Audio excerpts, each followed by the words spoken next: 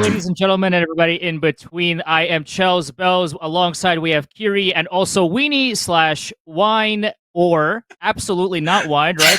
That's not how we want to say it, right? Is that wine? Wine is unacceptable here in this part of town. Is that right, Weenie? Yeah, wine is unacceptable. One of the first games that was casted that I watched back, they said wine, and I was like, no, dude. No, please don't say that. We have the premier finals tonight. We have AVI against UPS. AVI stormed their way through the semis. They 2-0'd Cow. UPS 2-1'd OS to get to this point. You guys have been following the premier playoffs throughout. Your thoughts so far on how these two teams got here? AVI, they just came in hot, with the 13-7 and like a 13-3 over Cow. They really just came in and hit the gun like ground running. UPS, they started off and they 2-0'd Big Slime, but and they also 2-1'd OS. But I think going into this matchup, it's going to be a really tough fight for UPS. I'm not really. I feel like it's definitely in AVI's favor. Like, we could see a map 3. That's definitely could happen, but it's going to be a good game. I definitely think it's going to be a good game. Yeah, I just think there's a chance that AVI could run away with it with how they've been playing this season, but I hope we're in for a good game. It would be a lot better viewing experience. Earlier on in the preseason, we had the weekly drop. This was, again, during CSGO, we didn't have the grandiose that is CS2 and all of its glory. But in the preseason, the weekly drop ranked AVI as a B tier team and UPS as the S tier team. But it sounds like, based on what you guys are saying, that maybe the roles have flipped. Yeah, the roles have definitely flipped. I mean, that was for CSGO, and the rosters have changed a little bit since then. Some of these rosters that were going into CSGO aren't even looking. Some of them have like completely dissolved towards the later end of the CS2 season. CS2 really just put this whole season in through a flip and changed up tons of rosters, how people play. People that were good in CSGO weren't so good in CS2. People who were not so good in CSGO are now great in CS2. It's really just been a crazy season. Yeah, for my experience at least, I know with Cal, the second CS2 came out, pretty much 3 of us dropped. Wow. What was the reasoning behind that? Like, CS2 just wasn't hitting like CSGO was, or? At least for me, I wasn't really a big fan of CS2. I wasn't having that much fun, so that was my reasoning for leaving. And then I know with Kowalski and Gertz, they ended up leaving because they had other team obligations in ECA, and they could no longer balance both at the same time.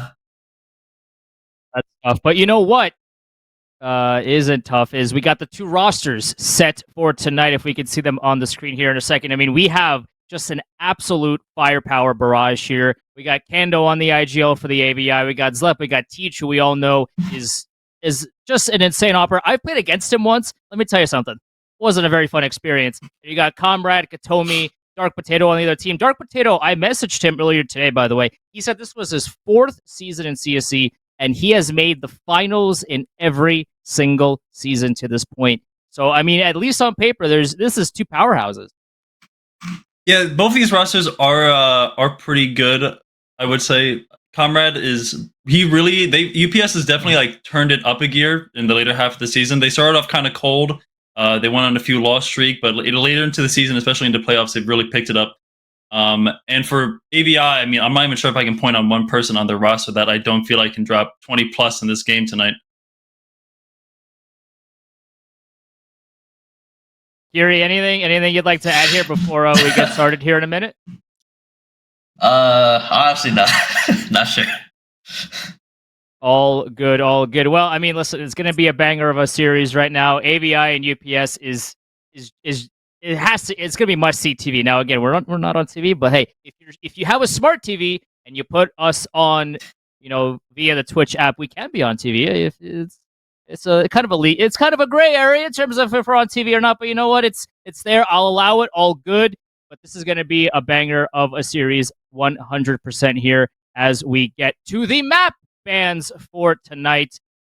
We have UPS and we have Inferno and Mirage out of the way quickly. So no pug maps today. Anubis, UPS's pick, Ancient, and then Overpass as the decider. I like it, man. We have 3 fun maps. None of this in Mirage Inferno stuff. You leave that to the Face It solo queuers. We have real maps here today for real adults. What do we think?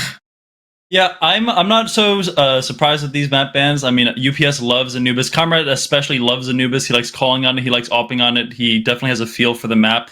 Ancient AVI has played, I think, like more than half of their matches this season has been on Ancient, and they've been just absolutely stomping people on it. And I'm kind of surprised they went to ban Nuke for their last ban and for the decider on Overpass, because they did 13-3 UPS on Nuke this season. So kind of interesting to go to Overpass, but Overpass is also their bread and butter. Maybe they just feel a little bit more comfortable on it. But I think you can't be upset either if you're UPS or AVI with these map bans. Yeah, honestly, I think with these maps, we should be in for a 3-mapper. I think UPS is really strong on Anubis. I think Comrade's going to call a really good game, and then Ancient's going to go to AVI. As long as we don't have 9 overtimes, I'm all set for 3. Please, just please. We have jobs tomorrow to go to. We have things to do, places to be. Please, no 9 overtimes. I'm begging you. But we are all about to be set here for the start of map number 1. This is going to be an absolute banger. Can't wait to get started here. No knife round or anything like that. Do we know which side will start on T side? And also, with CS2, does it even matter what side you start on? You know, CS2 is definitely a little bit more T-sided, at least for right now, just with how swings work and how peaks work. You know, that extra like milliseconds of like lag just makes it so much stronger for the T's to just swing into angles. If you're an upper, you just die sometimes before you can even react, it feels like. You know, I think UPS will probably start on the CT side of Anubis, but I mean, maybe Kando will pick CT side. I'm not too sure. It could be either way, but something that I've noticed a lot on CS2 is that when you're a CT, it's a lot more advantageous to retake. You don't really want to be sitting and holding statically. You're just going to lose those fights. You kind of want to play retake, bring the fight to the T's. That's how you kind of win rounds on CT now. Yeah, I definitely agree with that. I know that a lot of teams have been playing or choosing to want to start T side first because there's a lot of advantages in the wide swinging, the pack trading. It's been really powerful. So I know watching pro play, at least, a lot of CT teams have been going for mid-round aggression, giving up control, then retaking it, or just going for a straight-up retake setup and then just retaking it with full util. Let's go to predictions here. So I've heard a lot of good stuff about AVI so far. UPS, I mean, UPS got here as well, right? This is not a one-team show. We got 2 teams battling out here, but let's hear your predictions here, guys. Yeah, no Mickey Mouse run from UPS this finals, but I think they could definitely take the first map here on Anubis. I mean, it could be tight. I don't think that this is going to go double digits for both of them, but I've never seen Kando. I've never seen them play Ancient, or not Ancient, Anubis. So we could see UPS take map 1 here, but I do have AVI winning the series. For me, I honestly have UPS winning 2-1. I think that Comrade and his team always steps up in playoffs, and I don't really see them losing Anubis. I think they take the first map and the third map. We have 9 currently in the server, still waiting for the 10th, who is, by all accounts, holding everybody up. So, you know, if you kind of have a prem final to play here, mystery 10th person. If you'd like to enter the server today, that'll be very beneficial for everybody involved. We got, like we said, we have places to be and things to do in the morning because we're all adults here. We have, I have a job to get to. I don't know about the 10th person that's currently missing, but you know what? I'm not gonna call him out because we're nice people. We're nice people in here that don't call people out like that. But in the meantime, you know, we have really cool maps. Again, I really like that we're not doing Mirage Inferno. We've seen, you know, anybody on planet Earth has at least played Mirage 1,000 times at this point. If you played CS, you've played Mirage hundreds of hours. So same thing with Inferno. You know, what real quickly before we, you know, as we, I don't want to say stall for time. We're stalling for time. The Inferno redesign, right? Before we get things kicked off here, it kind of messed with a lot of the util right? Like, you can't molly porch. There's a lot of differences here. I mean, you can molly porch, but if you swing, you can't. To my knowledge, you can't molly it.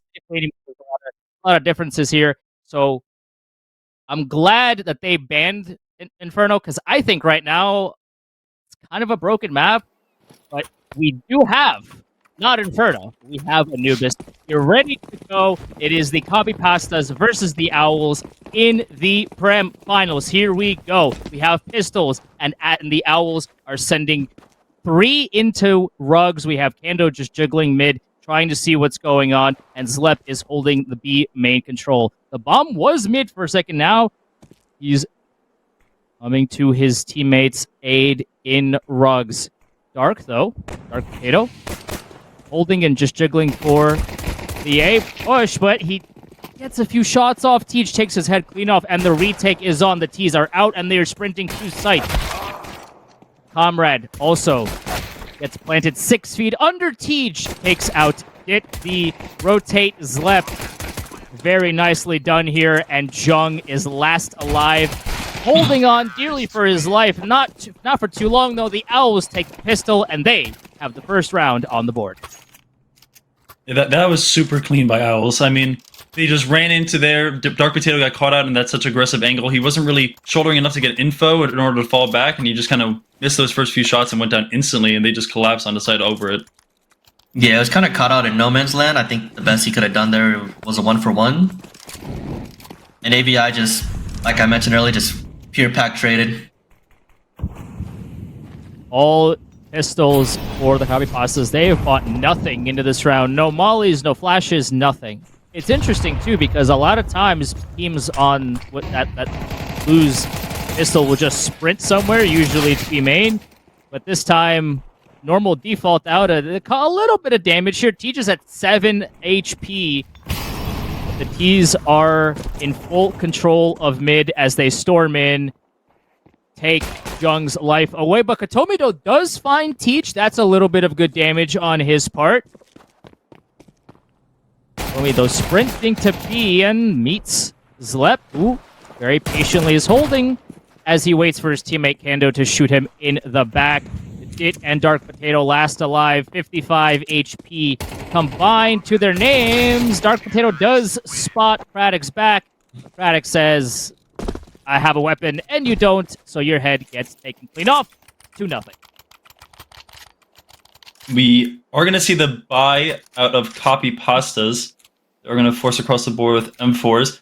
But Craddock, if he's just lurking over towards that rugs and mid area, I mean, he's going to be so deadly on those lurks. He does not miss shots. He does not get caught out. He's so patient sometimes.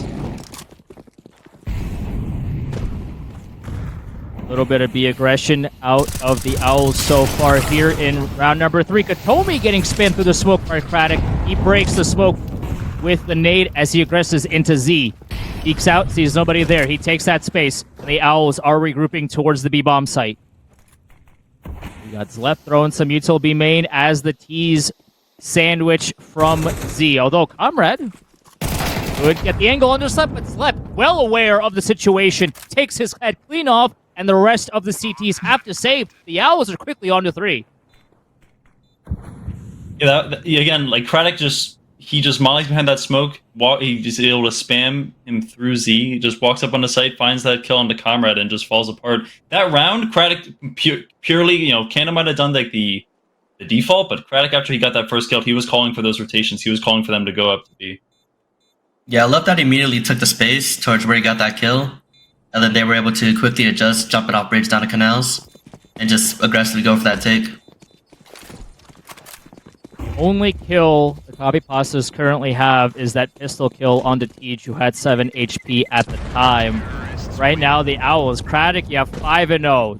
Kando, Tuxi, Zlep, all at 2-0. Teach is the only one with a death at 2-1. Very clean first 3 rounds out of AVI so far in this round number 4. If you're on the Copypastas right now, Kiri and Weenie, what is the message that you're saying in chat? Because in VC, because they haven't called a timeout yet, so they're not panicking. Yeah, I mean, they're getting picked off early into these rounds. They gotta double up early and trade off of each other. They can't be getting caught out like this. They're getting caught out at like a minute 30, like minute 35, like right off the start of the round is unacceptable. They gotta duo up and find a buddy and play together. Yeah, a lot of the first kills they've given up is just purely one person dying, then the space is given up. Site's almost basically given up off of that.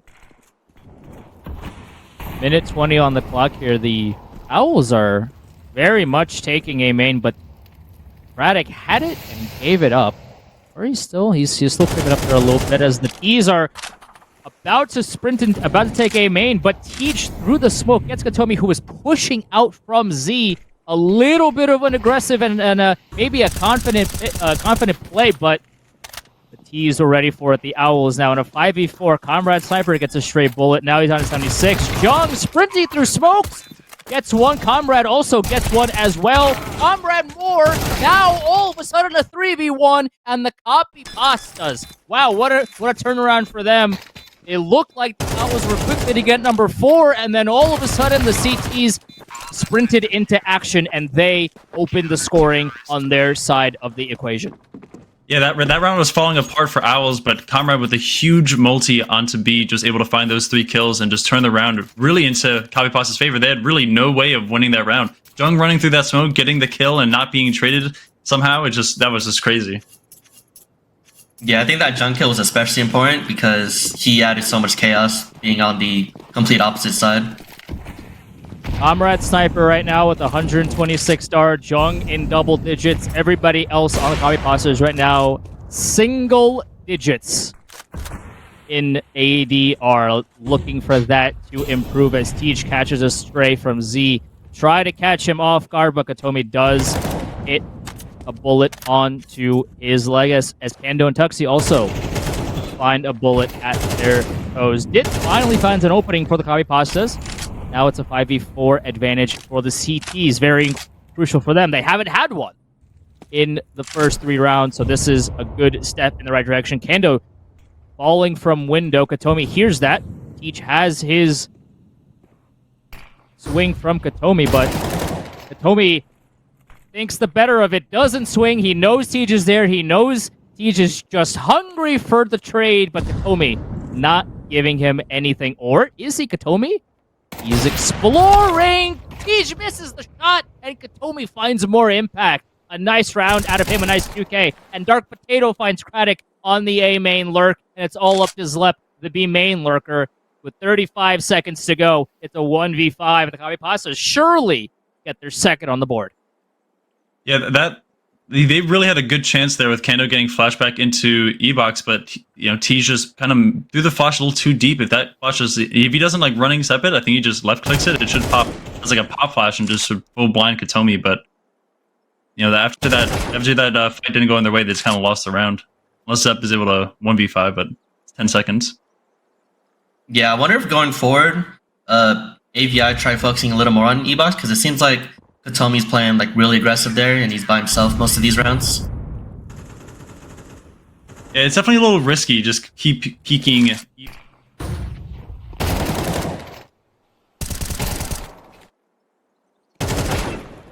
Map. We are seeing a 4 spy here coming out of the T's. They all have AKs. There's not a whole lot of util. Craddock and Kando have full util belts, but each only a nade and a flash. One smoke and 1 flash on Zlep and Tuxi. Zlep fights Jung in a 1v1, and Jung takes his head clean off. And a minute 40 into the round, the CTs have the man advantage. Not the kind of start the Owls were looking for after winning their first 3. Craddock, though, close into Z. Tej right behind him with his AK. No op this round. No money for that to happen. Comrade, though, with the op in hands for the Copypastas. Katomi and Comrade both holding Z, very wary of aggression coming from that side. And they would be right. There are 2 T's about to enter their domain. Actually, I say correctly, there's not 2, there's not 3, there's 4. All 4 Owls alive. Peek in one by one. Katomi takes Craddock's head clean up and gets Tej as well. They break into the site, but Comrade's there to deny the plant. It's all up to Kando in the 1v4. Just find one. Oh, Kando! Oh, he gets two. Oh, that could have been a clip for the ages.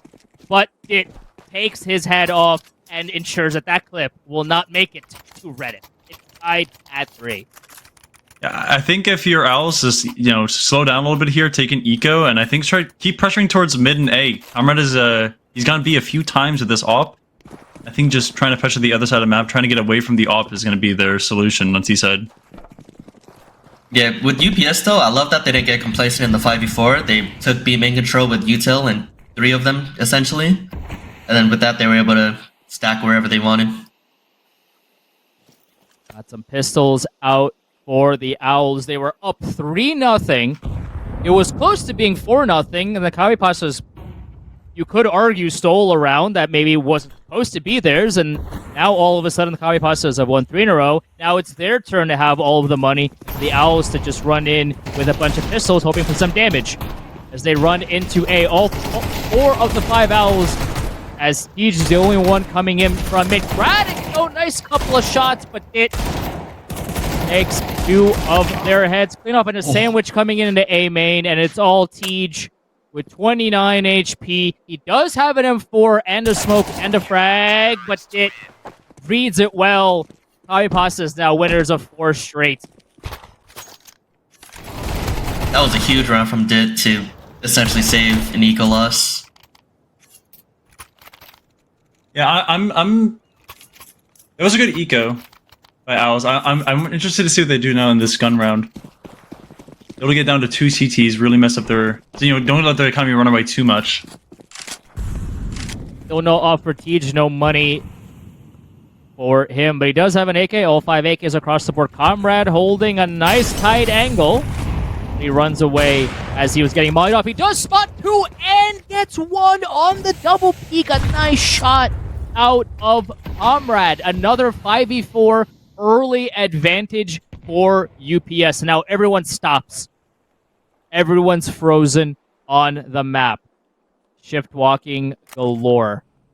The Owls are trying to regroup, seeing, okay, well, we're down a man. Let's see what we can do off of that.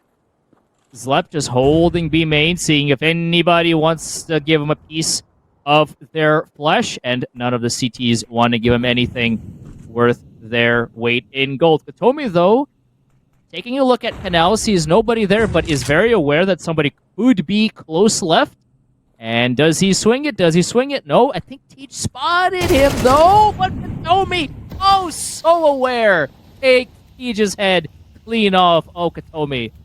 1 million IQ on the rifler. Braddock now coming up through Z. He takes off Katomi's head. Zlep also cleaning up Jung, and now they're planning out on B. 3v3 raid take for UPS. Comrade through the smoke gets Zlep. He has the sights on Kando. He takes him out. 3v1. They know who the last guy is. It's Braddock coming out from Z. They know exactly where he is. It's all a matter of time now, unless he does something magical here. There's smokes up. No one's tapping on the bomb just yet. They're all waiting for the smoke to dissipate. Braddock swings out, gets 1. That's Comrade, but Dit gets the trade, and that he has enough time. He has a kit. And the Copypastas have now won 5 in a row. Yeah, Comrade is just coming alive on this CT side. 2 big multis on gun rounds now. He's just really keeping UPS in these rounds, being so mobile all across the map with the op. He's probably going to change it up again this round. Just really good start by Comrade on the op.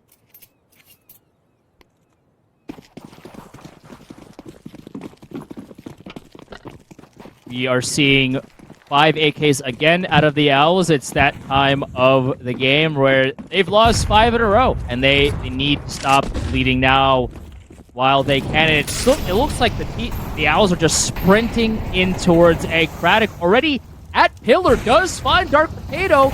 Comrade gets the trade, though. A lot of action coming out here in the A bomb site here. Oh crap!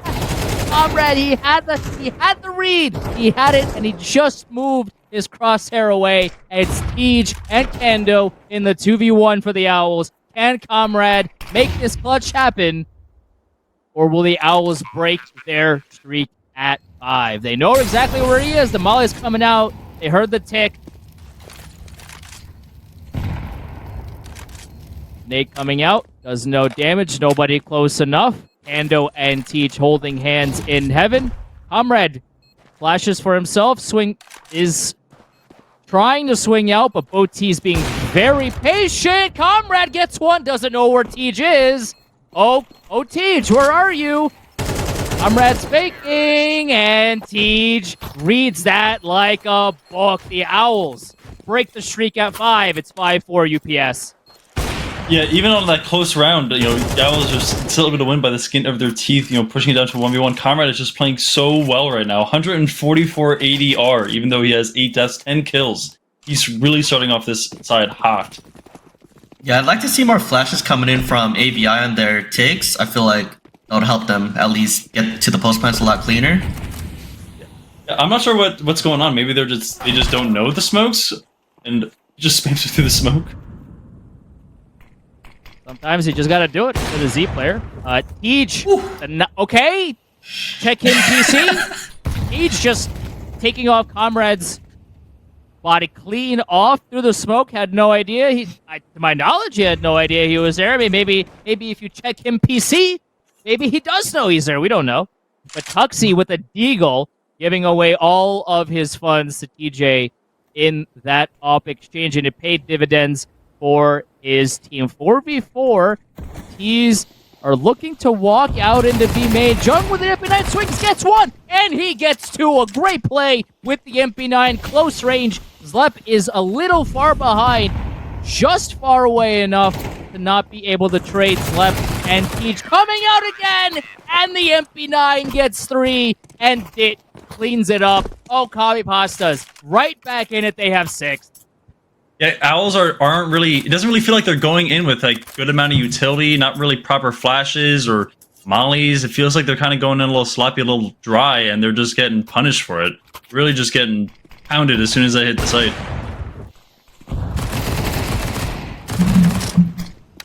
I'm mistaken on the Teach shot I saw on the replay. Teach did actually see him, but you know who else saw Teach? Is Comrade Sniper, who shoots him in the chest with an op through mid. Minute 35 on the clock. The Tees are making their way through mid a little bit, but there's 2 in canals and 2 in mid. Okay, Ando, the nice shot into Katomi. Zlep with the team kill onto Tuxie.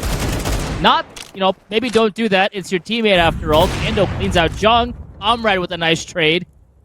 And it's all up to Craddock. 30 HP, a deagle, and a dream. 5 bullets. I mean, it's possible. Comrade Sniper says it's possible maybe in your dreams, but not in reality. Copypastas have another round.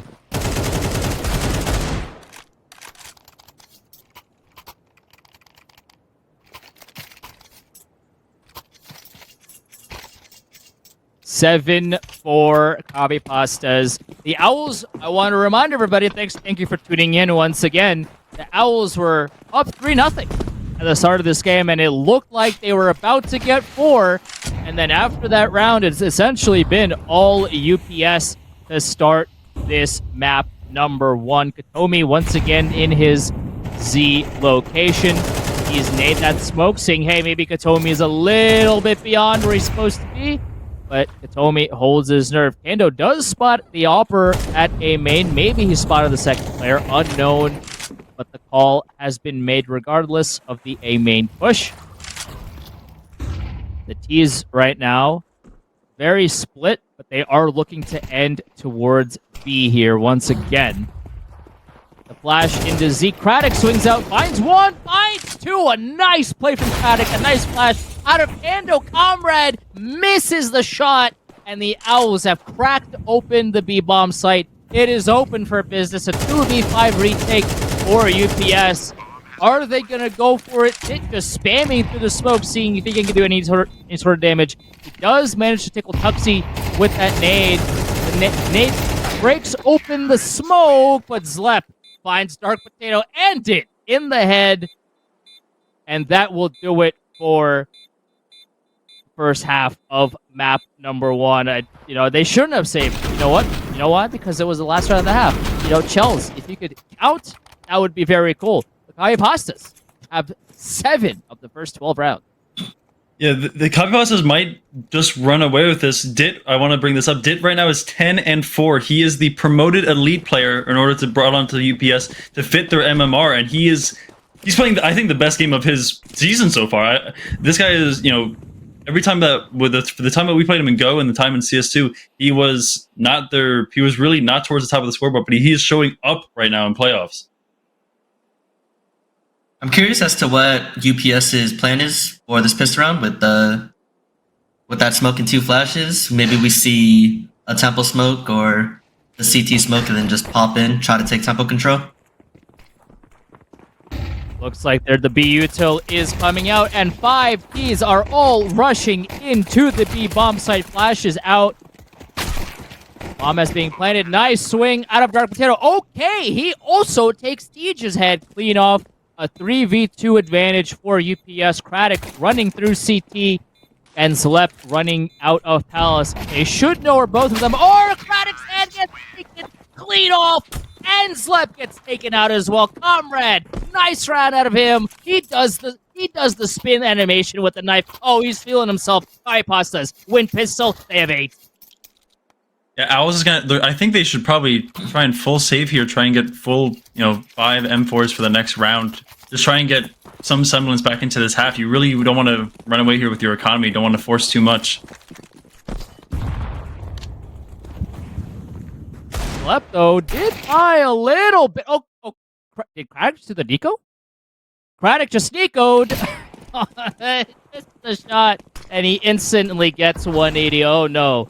You gotta feel for him in that situation. The Copypastas right now, and when things aren't going well, things don't go well at all. They don't go very well at all. But the T's right now have planted the bomb at the bomb site.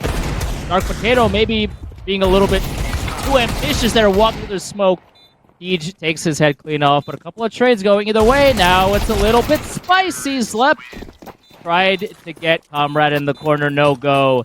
Copypastas, I mean, that was a little bit closer than maybe they would have liked, but they now have 9. Yeah, but CT Comrade got Money's in a 3 weird kills, spot.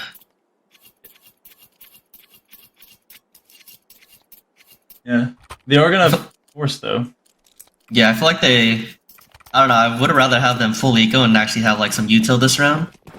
Because I don't know how they're going to stop like a rush or an exec or something outside of just hitting clean shots.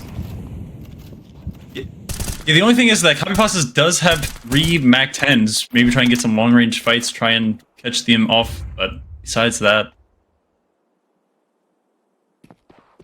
This is the legendary bonus round of the T's when you win the 4 Spy Wars and all you have is Mac 10s and Galils to your name. This is the bonus round where you get to collect a little bit of cash if you are so lucky. Hando with that MP9, everybody else has an A4 or an A1. Just a 1 SMG on Kando, but also the only SMG player has all of the util. Couple of flashes and a nade in his back pocket. Looks like the T's are going for the A exec here. A lot of flashes coming out, but Craddock plays anti, finds one. Katomi tries to jump up. He is stopped at the line, and Zlep takes care of Comrade. Owls with a very clean round. Zlep, Craddock, I mean, they don't have 100 HP, but they should have enough. Dark Potato coming out through B. Last player alive, 30 seconds left. What can he do with this AK? He swings out into Tuxie. Tuxie still wins that fight, and the Owls, off of that 4 Spy, with that Mac 10 and those Men 4s, get the job done. It's now 9-6. yeah, I don't know. I'm not sure what UPS did there. They just kind of went quiet all across the map, and somehow Owls had the read that they were going towards A. They had 3 as soon as they hit the bomb site, and they just won out on the trades. In every single little corner, UPS wasn't able to clear out everything. Yeah, that was massive for AVI. If they get this round, I think they get the momentum back. Yeah, 4 AKs on Copypastas, except for Dit, who has the Galil. He had to buy head armor. No util out of him either. I'm pretty sure the CTs did hear Jung get tagged by that Molly for 23 damage. So now comes their response util. A flash, Tej, Braddock, now they're stacked on the B bomb side, but did find Zlep with that open. Zlep, did he buy head armor? I don't know if he did, because that Galil took his head clean off. I don't think they were ready for that Galil. They get the opening here in round number 16. Everybody just stops as the T's are creeping up through mid here. Looks like they're going to do a mid to A split. Katomi also finding Kando, a massive kill on his part.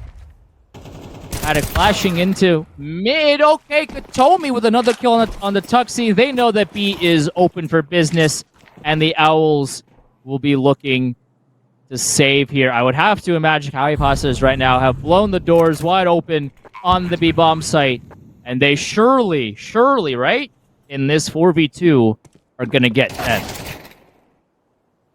As Tej was not expecting Jung to be in that corner, and Jung wasted no time in taking his head clean off and putting Tej 6 feet under into this round. Craddock now in a 1v4. Not a whole lot to do there. He's about to try to save as best as he can here. No, he doesn't even do that. Comrade says, I see your gun. It is mine now, because you won't have it. No players alive for the Owls. All 5 available for the Copypastas. They have 10, and it is now do or die for the Owls. Yeah, Owls are, they were just shown on the scoreboard, they all have like 60 ADR besides Frizzle with 85. We really need someone to come alive and start multing out on these CT rounds, really try and push them in the direction to get back into this half. Yeah, I really love that last round from UPS though. They didn't rush into anything after getting that first kill. They just kept being patient, see if the CTs gave them anything else, and they ended up catching 3 more aggressive players out. Couple of Deagles, a 5-7, and 2 USPs in the hands of the Owls. Comrade, he is absolutely destroying the Owls in this map number 1 so far. Dark Potato spots out Tuxie, and that goes his life right there. Dark Potato does get tagged by the USP. He's down to low HP, but it doesn't matter. The Copypastas have blown the doors off of the B-bomb site. Once again, Zlep finds 1. That's it for him and his life in round number 17. Copypastas now 2 rounds away from securing map number 1. Yeah, Comrade with the heat check on that eco, just walking up with the AK, looking for that opening duel, and just insta headshots Tej around the pillar on B. It's a pretty infamous play. I've seen him do it quite a few times against a lot of different teams. We have 5 AKs on the board for UPS. We have 4 M4 A1s and an A4 on the board for the Owls. Not a whole lot of util again for the Owls. They have a couple of flashes, a couple of nades. They have 1 flash. I apologize. They have, one molly. Ando has no util left. There's a minute 28 on the clock.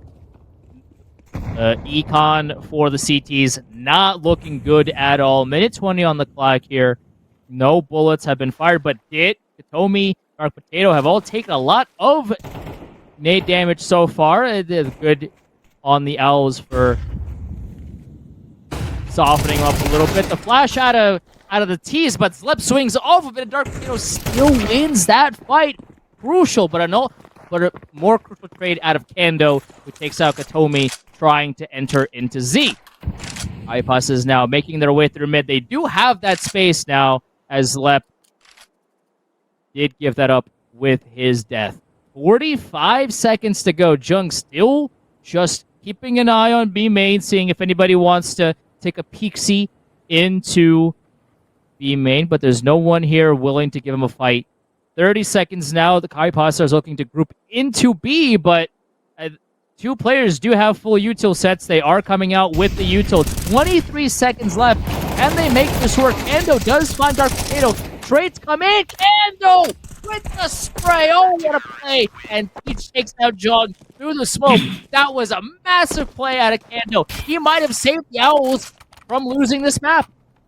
Yeah, that was talking about. We need someone just to come in and get a multi somewhere somehow. Just try and make Copypastas slow down a little bit. They're just feeling out this T side so well. Just finding all these picks, knowing exactly where to go. They need to start making them contemplate themselves, or start making them question themselves.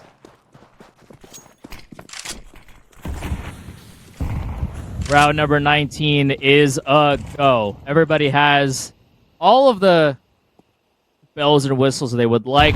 M4s, even Kando and Tej both have AKs. They got the grand prizes from the round before. All 5 Ts, a minute 25 on the clock, are headed towards the B-bomb site. There are 3 CTs here. They did stack the B-bomb site here for a reason. Nothing coming out of A, nothing coming out of mid. And it does look like the util barrage is coming out for both teams. B-main has been smoked on. Dark Potato gets spammed for 36. Minute on the clock here. Lots of time for everybody to move around the map. You'll notice the A anchor still on A. The mid anchor still mid. No over rotates here. B-main still smoked off, but you know what? All 5 Ts are still at B, and it looks like they're trying to break through the site. But Kando gets 2. Dit with the response also finds a couple. Down, but there's one player in the smoke. It's Tej. He's trying to spam. Can't do it. Dit takes that off. Oh, what a play out of Dit. Tej had the right idea, but just couldn't find the bomb planter, and it's all up to Zlep here. It's 11-7. Can he make it 11-8? In this 1v3, he finds one, but not Comrade. UPS, 1 round away from securing Anubis. That was crazy. Did just on the 3K into the entry, into the post plant, just really looking up. Jung's gone. Jung dropped out. but Dit just looking, I think, at a pause. Doesn't look like they got a pause off, so they will be playing this round in a 4v5. That's a tough situation for UPS as they're on their map point. Minute 38 here on the clock. Yeah, that's kind of giving I was a lifeline. Yeah, is there match medic on CSC, or is this I don't think straight up just going to be live? It is live. This is live. We're no pauses here. I've seen some of the yeah, I don't think it's live. Oh, yeah. Okay. All right. Well, going back to the previous round, I love my guy Tej, but I think that was a huge mistake from him going for that solo push through the smoke. Because even if he got that kill, there was still enough time to get the plant down after anyways. And I think it would have just been a lot better to just retake with his teammates and just try to trade each other out on that retake. Yeah, he was kind of trying to go for like a timing on that guy on the. I'm not even sure what you call it. Is that like jail or something, that like close right angle? Yeah, I call it pizza, but might be jail. Pizza? I don't know. Yeah. All right. Well, they're requesting match medic apparently. So bringing it back to us. Yes. Cool. Hello. I mean, this game, we've seen it all from this game, right? We've seen AVI taking multiple straight rounds, and then all of a sudden UPS comes in and they look like they've been on a roll. As Weenie, your camera maybe just a little bit here. The camera is not a big sure what's fan going on. of you in this current situation, but there's been a lot of tug of war here to start. The one thing that I wanted to ask you about, and Kiri, I'm going to start with you, is no timeouts from either team. Is that something that you is that something that you prefer to see? Maybe a lack of timeouts, or should because I feel like at least one timeout should have been called by each team because of the amount of back and forth. Yeah, I think the timeout should have been called more apparent by AVI, especially after their 3-0 start. It ended up being like 3-7 or something like that. They definitely should have called one after like losing the first 4 or 5 rounds on that streak and just try to figure out what's going wrong. What do they need to do? Like, are they not using enough util? Is their trades bad, or are they just getting unlucky? But they were able to recover at one point, but I still feel that they should have called that timeout around like round 8. Yeah, after the first 3 rounds, they just kind of went on a roll. Like those first like 1, 2, 3, and I think that kind of went into their confidence, got into their head a little bit. and they just didn't take the timeouts that they should have. Very. I mean, even if you lose a couple of rounds, I personally, if I was on AVI's premier team, I feel like if at round 4, I understand that you win the first 3. You should have won the 4th one. I feel like that's a good time to call a timeout and kind of just regroup of like, okay, hey, we won the first 3. We should have won this one. It didn't go our way. Everybody, let's breathe here. Let's relax. Let's regroup and let's re-hit, the site for the next round. That didn't happen, and then the UPS stormed back and won a bunch of rounds in a row. I would listen. Each team gets 4 timeouts. You might as well use them, even if it's a bathroom break, right? Like even if you think there's nothing to talk about, you should still at least use them to, if nothing else, maybe fake out the other team of like, hey, they have to be planning something with this timeout, right? They're not, playing Wordle. Like they're doing something with this timeout. What could they possibly be scheming up? And it seems like neither team is going to be doing that. They're just very content to just write it out. Yeah, Yeah. I think with the Owls, I think they have to. I know that there were. I'm not sure. Well, that round is going to be medic, I guess. But they need to bring out the op. They need to catch out Comrade on those aggressive peaks. Like Comrade's really feeling himself right now. He's 23. He has like 8 assists, 11 deaths. Like he's just walking around. Everything he's doing, it's working for him. They gotta try and punish him, try and get him off his game a little bit. And I think that's their key to success. But again, like UPS is looking way too like on point right now. Like, Dit is he has like the least deaths on the team. He's double-digit kills when all the other players aren't. Besides Comrade, he's having like a really good game so far. It's a really good sign from UPS. If Dit is fragging out, like you're in good hands, I think. Yeah, in terms of utility usage too, I think that we could see UPS is a lot more prepared on this map, as we've seen a lot more aggressive maneuvers coming out of UPS or even just straight up site exes compared to AVI's T side. It was a lot more dry fighting and just seeing where you take the gunfights trades there. But then we see UPS, like, they went for an execute that last round, and they got shut up by the mollies and nades. So they literally paused for like 30 seconds and then went for the same execute again with the rest of the util. It does seem to me like AVI is very okay with just kind of dry swinging and thinking that, hey, our aimers are just better than yours, so we can demolish bomb sites at will almost. It hasn't seemed to be working on Anubis, but is this their game plan on every map? You guys have played against them or watched them play up to this point. Is this kind of their play style? I mean, all UPS is ever since Comrade has been on UPS, he's always been very like the system is through him. Their T-siders are through him. Like he likes to be like he's like the caller. He's the one making space. He likes to be point. That's just how they're gonna play. That's how they've always played. It's really when you're trying to beat UPS, it's all about getting Comrade off, trying to get him off the op, trying to get him away from his angles that he likes, so give him the fights that he wants, and go towards his other team. Go towards his riflers. Like that's like the key to win against UPS. And AVI, I mean, they're just kind of they're just trying to death ball. They're just trying to trade out. They're just trying to play like really reactive, really fast paced CS.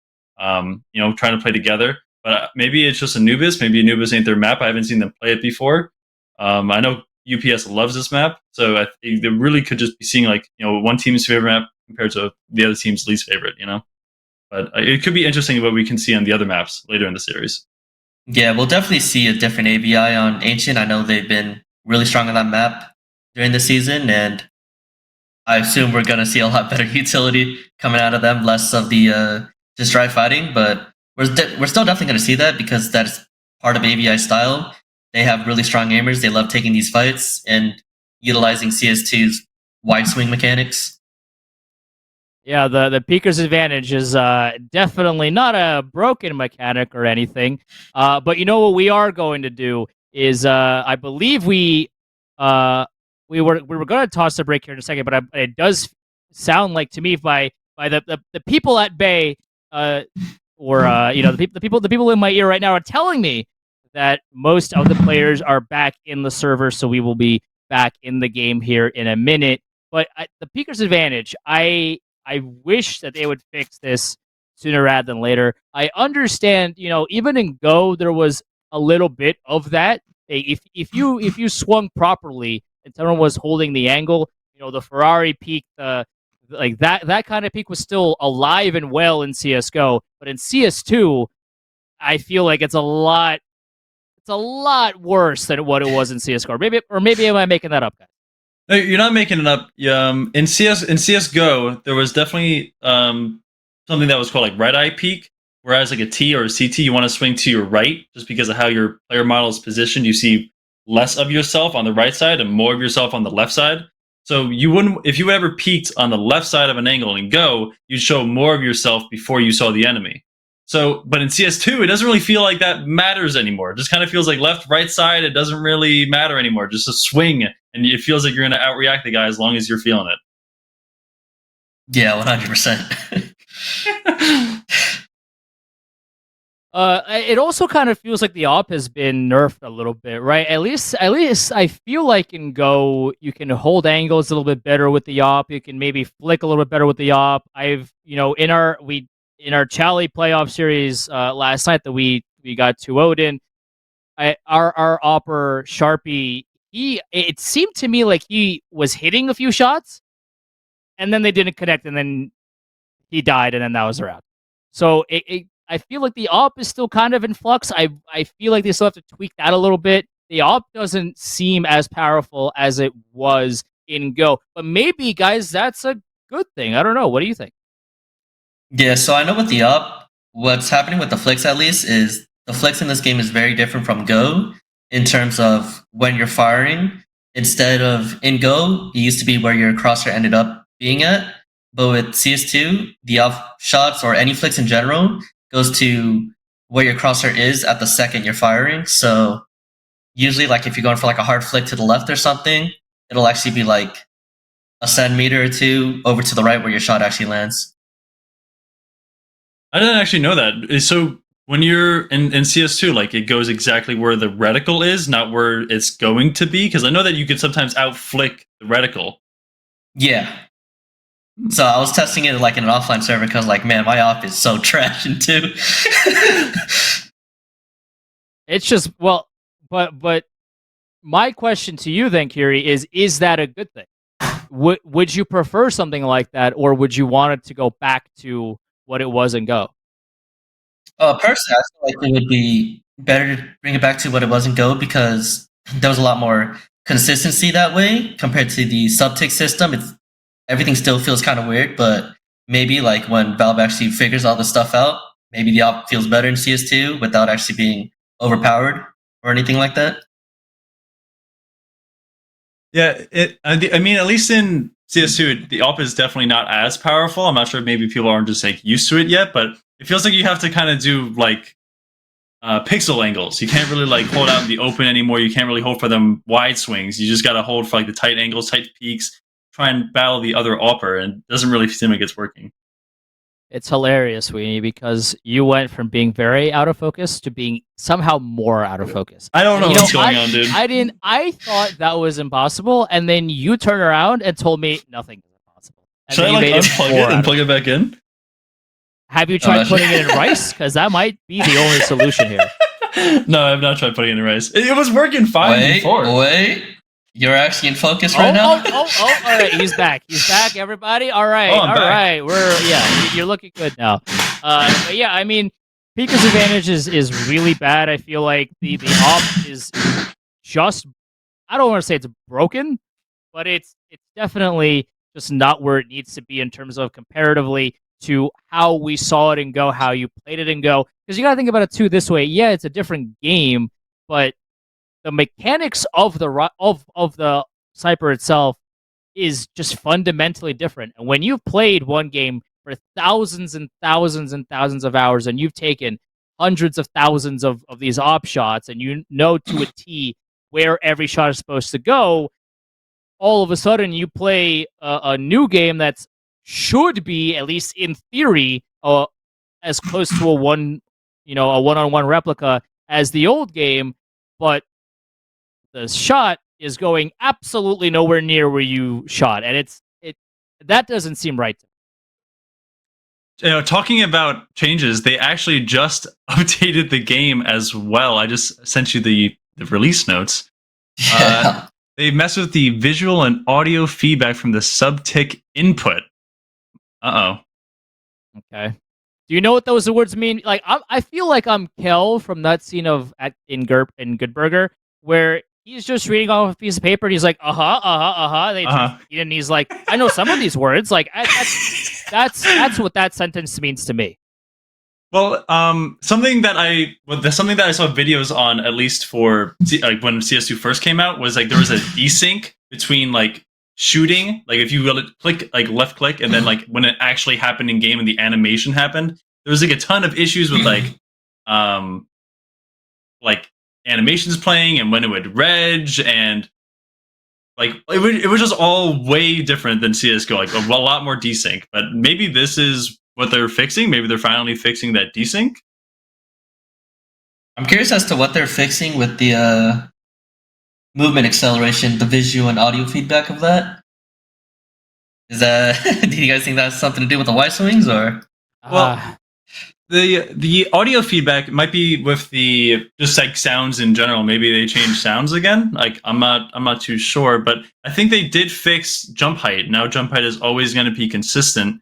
Yeah. And I think also like how tracers would work. They also fixed that, or had they changed it? I should say, maybe not fixed, because I'm scared to say fixed with CS2 right now. So, I mean, we do have an update from the magical man in our ears. It does sound like that the rest of Prem finals will be played on the new patch of CS2. So there you go. Valve just says, you know what? I feel like Gaben is watching CSC streams. And he's like, they're streaming? Here's an update for you. But it sounds like we're about to go to break here, so we're gonna step aside for a minute. I'll be right back with the finale of map number 1.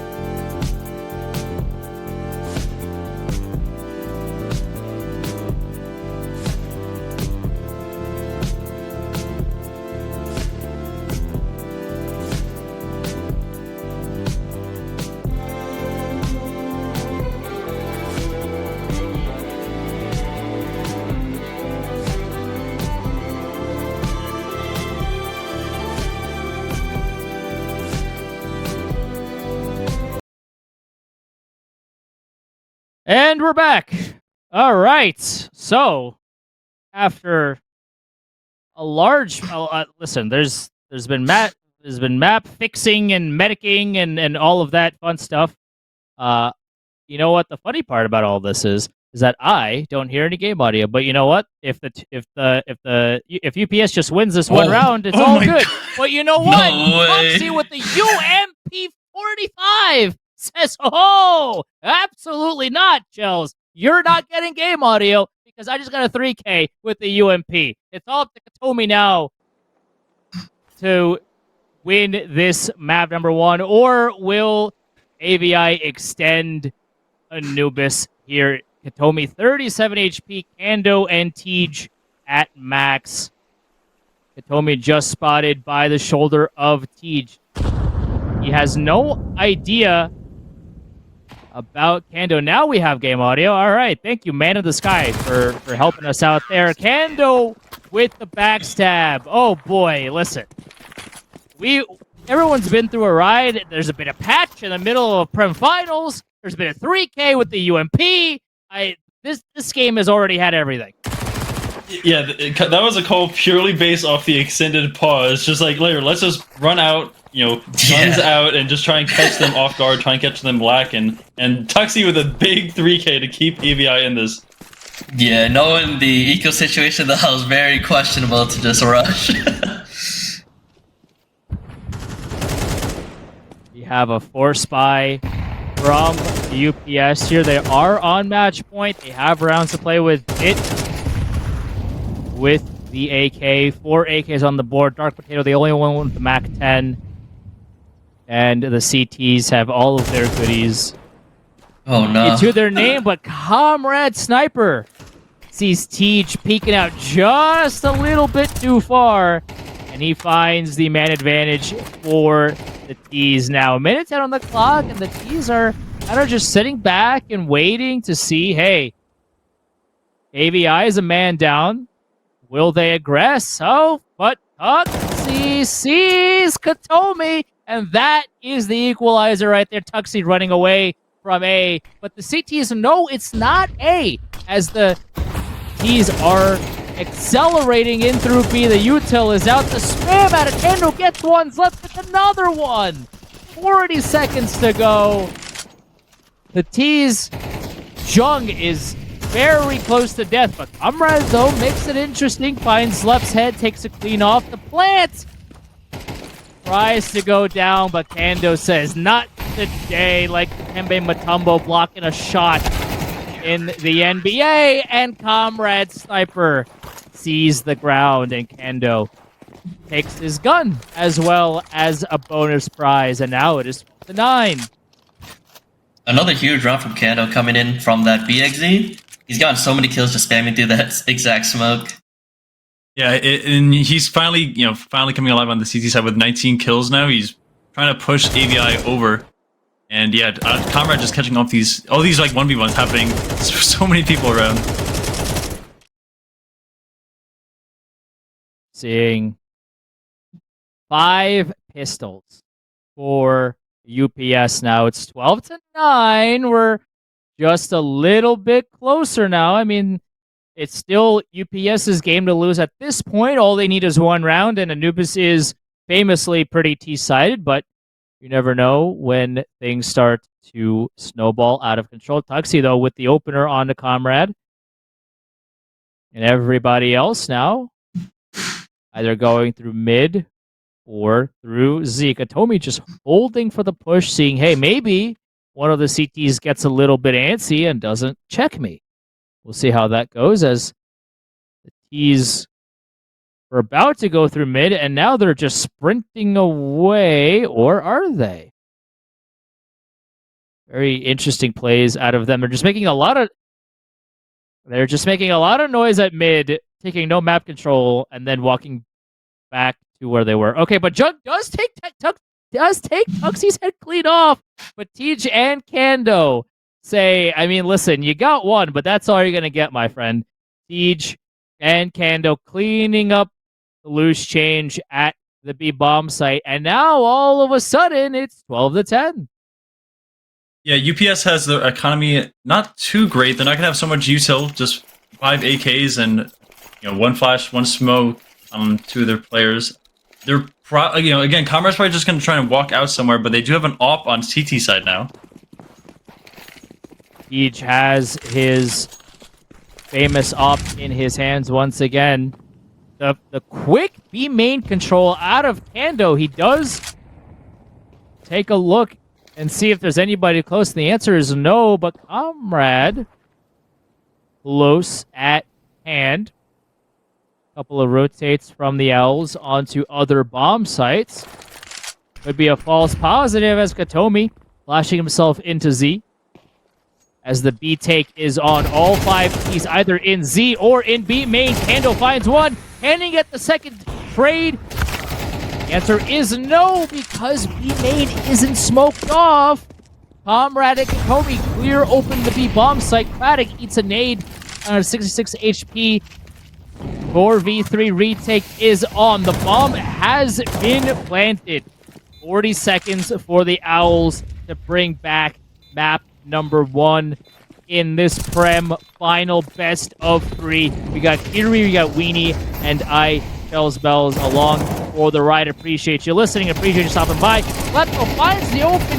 Does get traded out. Craddock a 2v2. Oh, baby, but the Copypastas. Hold on. Dear life. They take map number 1 in 13-10 fashion. What a round. What a game. Back and forth affair. Also, still officially no timeouts. I guess if you want to call that the Gaben update as a timeout, you can. But real quick here, guys, before we go to break, map number 1 goes to UPS. People said it was going to be AVI, but UPS said, "Whoa, hold on a second, we're still here." They have what they have map number 1. Yeah, I thought UPS could have taken it, but I thought UPS could have taken map 1. We know that UPS is really good on Anubis, and I haven't seen AVI play it, but it was double digits on both sides, so it was a really competitive map. AVI is definitely hoping they can turn it around on Ancient going into map number 2. Going on. I'm assuming they'll be going on CT side. It should be unless UPS chooses T, but I'm not too sure. To be honest, it could be up again. Yeah, we should be seeing a lot more from AVI coming on a map 2, their map pick. We're definitely going to see them be a lot more prepared, probably a lot more team-centered stuff in terms of taking space aggressively, like actually having the util to back it up. And I know it's going to be a huge map for Teej probably with his op. He's going to be very mobile. We're going to see him move around a lot. We're going to see a lot of aggressive maneuvers. And I want to bring back to that last round. That flash timing onto Craddock was insane, because Katomi was a dead man until that came in. Some massive plays, util-wise, out of UPS that we didn't see in AVI's T side. But we're gonna take a break. Step aside with that with Ancient right after this.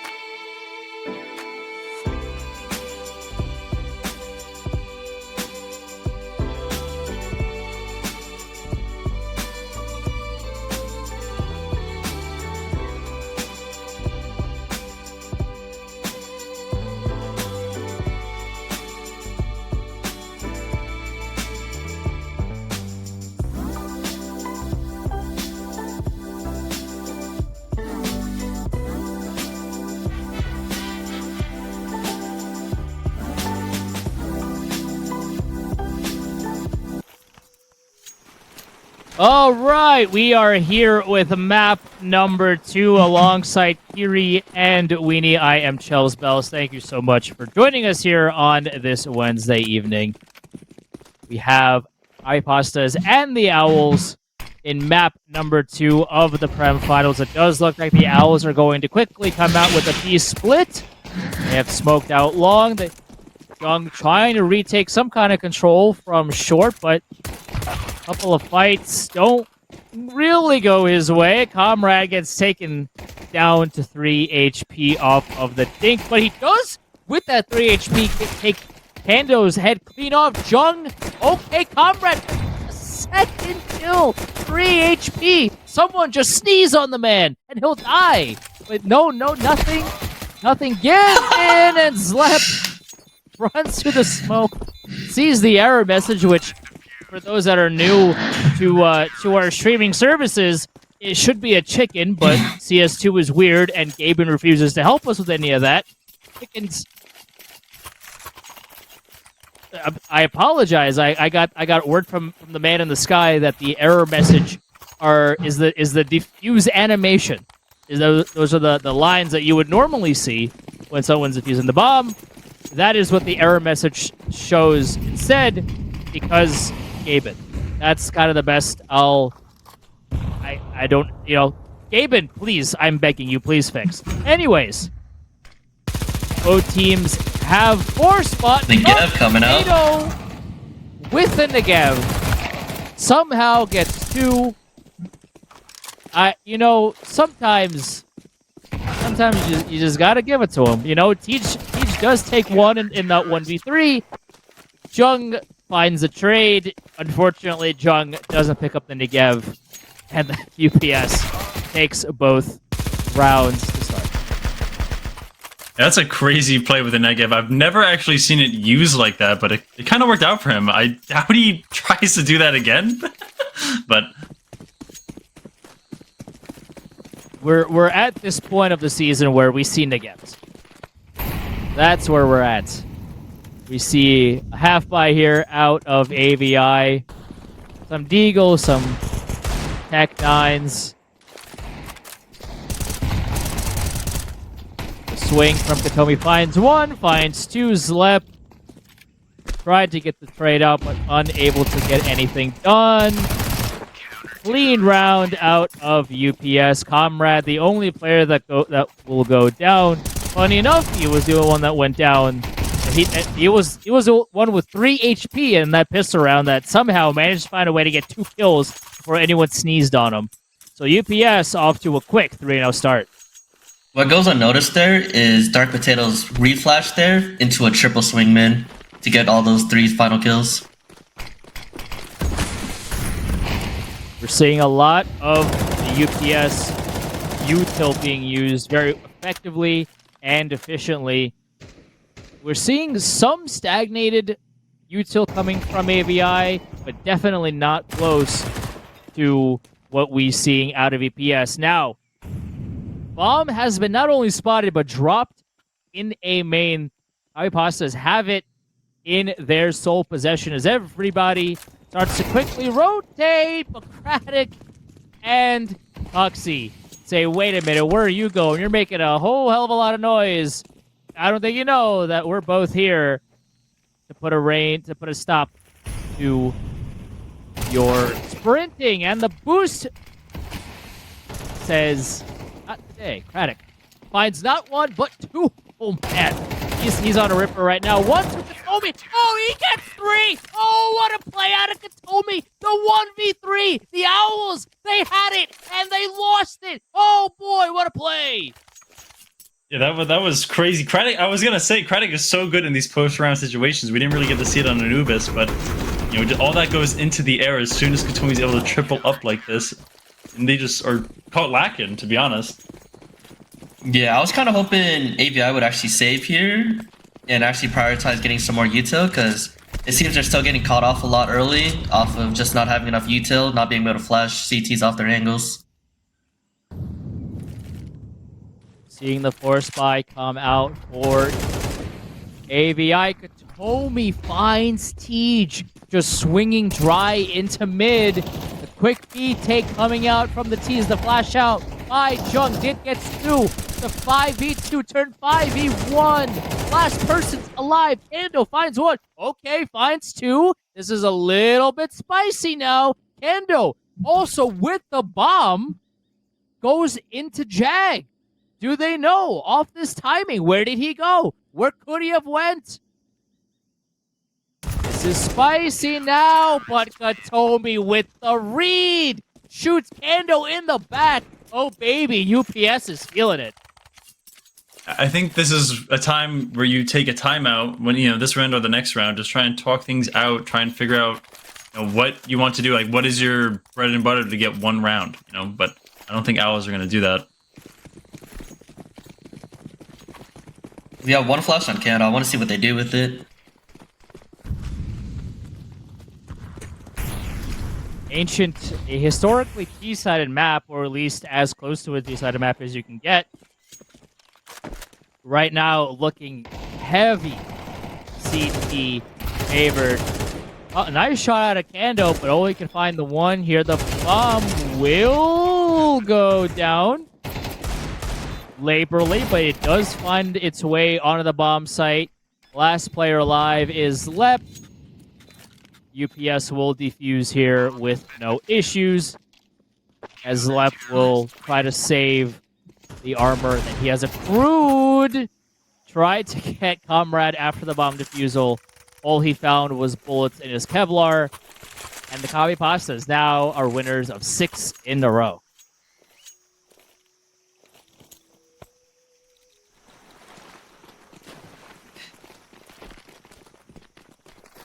We're seeing all the bells and whistles come out for AVI. Tej with his op and some rifles. Craddock beating the util and finds 2. A nice play. A couple of flashes out of Kando and Zlep, making that peak possible.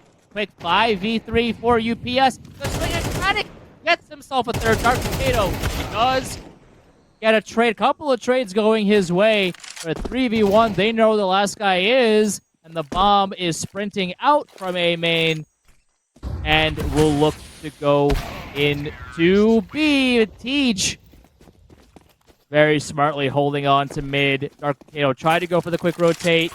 He said not today. The Owls find 1 off the board off of a very nice round from Craddock. Yeah, that round was a great example of what I was talking about in terms of having the util to actually take space, because both those 2 initial CTs that died mid were full blind, and they never had a chance in that fight.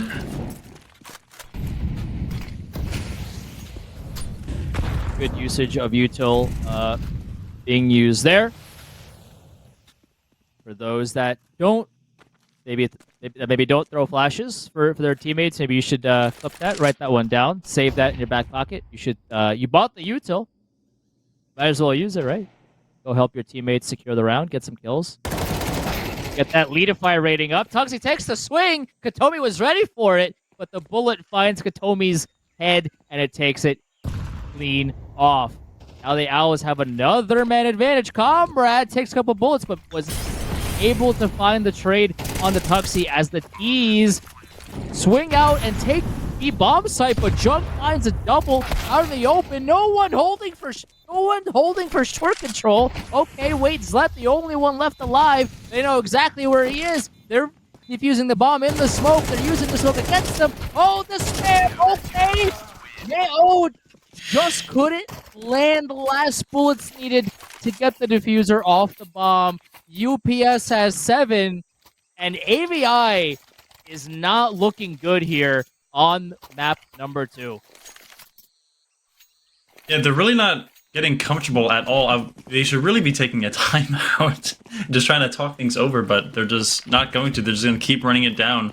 And I'm not sure if they're really going to find out the solution they're looking for. Well, Jung, the solution is Jung's bullets in Zlep's head.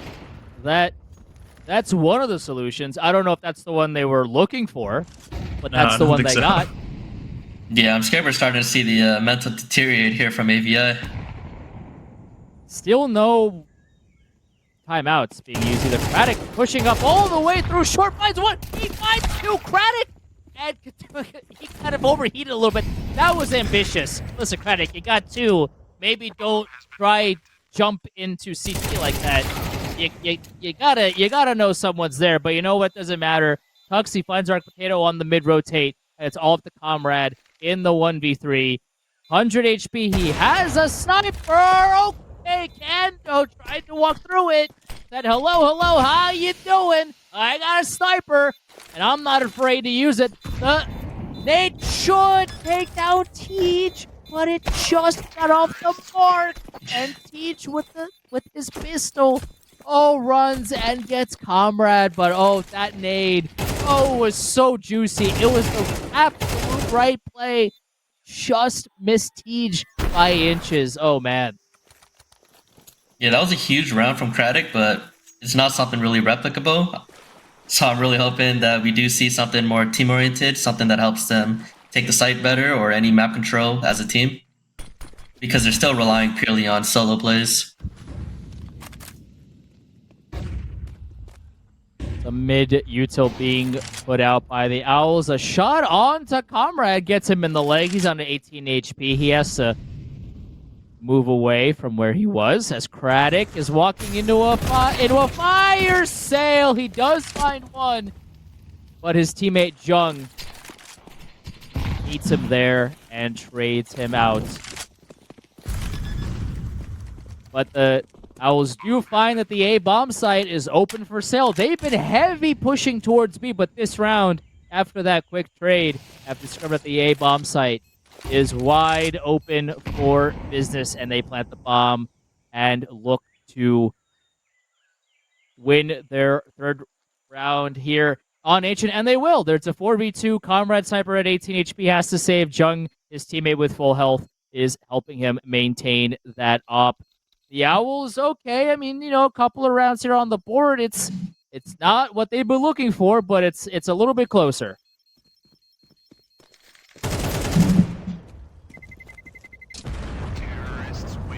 Jung also taking Teach's head off, which is the op. That's a massive kill. A massive kill. Now, Craddock has the money to buy Teach another op, and he will do that, but that's still a massive loss for AVI on the money side. 47.50 down the drain. Didn't have to happen, but it did anyway. They went on the hunt, and all they got was lead in their skulls. Tuxie swinging out mid-dry again. This time, no fight given to him. He takes Comrade's head off, and okay, now we have a couple of CTs pushing out through a main. Zlep gets a couple of kills added to his scoreboard, raising his ADR just a little bit. Katomi continuing to push. I don't think they know that there's going to be a guy there. Jung buffing with some guns, trying to maybe throw one away. Owls not letting him do that as they clean up and win their 4th round. The money isn't so great for UPS now. They're just going to have pretty limited util with just straight M4s. But, I mean, after that start, I think this is, like, best case scenario for Owls into this, like, later part of the half. Just, like, hoping to get 5 on this last round and secure at least a decent half. Yeah, I think we see UPS try to go for something aggressive here or more stacky based on their util. Very aggressive push being seen here out of the Owls, but Katomi through the smoke takes out Tuxie. I mean, what can you even do about that if you're Tuxie and if you're AVI right now? A swing out of Craddock. And Craddock taking some damage, but it's Craddock who's worse for wear. Now with 19 HP, the re-swing. Okay, Comrade, not ready for that. Siege finds one at Craddock. Oh man, he is feeling himself right now. Oh baby, what a swing. A 4v2, turn 4. Get Craddock with another one. Man, Craddock is on a roll right now, but Dark Potato only gets the one. Zlep meets him, and it is 7-5. I mean, listen, this was what, 6-0 at one point? The Owls did bring it back. Is it too little too late? Craddock, not 1, not 2, but 3 from that K position. I mean, what a round out of him. He was feeling himself towards the end of that. This is salvageable, maybe? Yeah, this is definitely salvageable for Owls. They do actually take the first timeout is taken of the entire game, and it's because Candle lags out. Oh, great. Yeah. So not really a tactical timeout. Yeah, not really a tactical timeout. This is going to turn into another tech, maybe, unless he's just restarting his agent skin. Oh, Not sure. I'm unsure. But the game's definitely not out of reach for AVI here. Like, that was. Craddock honestly single handedly saved their half with all of his late round entries or beginning entries, all his multi kills.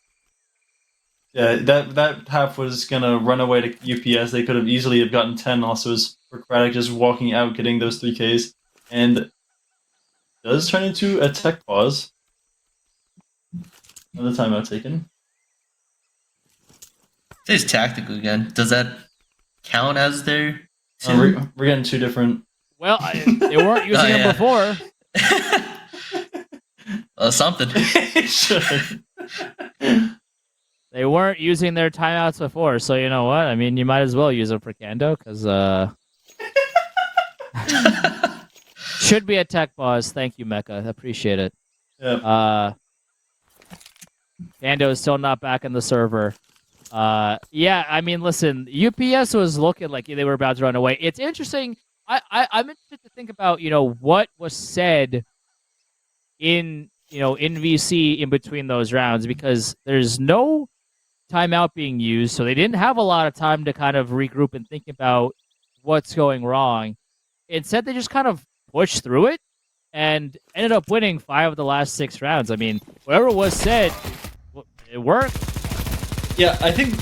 I mean, I can only guess, but probably what happened is that after that 5-6-0 start, like losing all those rounds so quickly and so it's like in succession. Crack was like, guys, just slow down a little bit.